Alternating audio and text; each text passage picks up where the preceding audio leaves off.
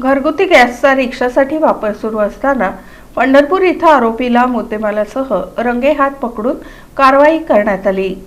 सध्या सर्वत्र जागतिक युद्धजन्य परिस्थिती असल्यानं जिल्ह्यात कुठंही पेट्रोल, डिझेल आणि गॅसचा तुटवडा होणार नाही या संदर्भात सध्या शासन कार्यरत झालेलं आहे।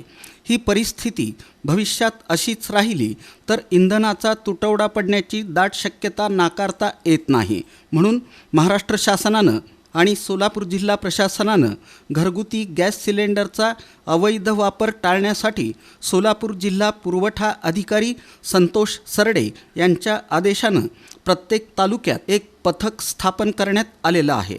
या पथकानं पंढरपूरचे तहसीलदार सचिन लंगोटे यांच्या मार्गदर्शनाखाली पथक प्रमुख पुरवठा निरीक्षक विजय तुकाराम बादल आणि पुरवठा सहाय्यक उमेश हिंगमिरे यांनी 11 मार्च 2026 रोजी रात्री 10:30च्या सुमारास मिळालेल्या माहितीनुसार सांगोला रोड केंद्रे महाराज मठाच्या समोर पंढरपूर इथं एका पत्र्याच्या शेडमध्ये घरगुती गॅसचा अवैध वापर होत असल्याचं समजताच या ठिकाणी छापा टाकून घरगुती वापरातील 8 सिलेंडर टाक्या आणि व्यावसायिक 5 सिलेंडर टाक्या जप्त करून आरोपी गणेश राजू बोरीकर राहणार पंढरपूर वय 24 याच्या विरुद्ध पंढरपूर शहर पोलीस ठाण्यात गुन्हा दाखल केला।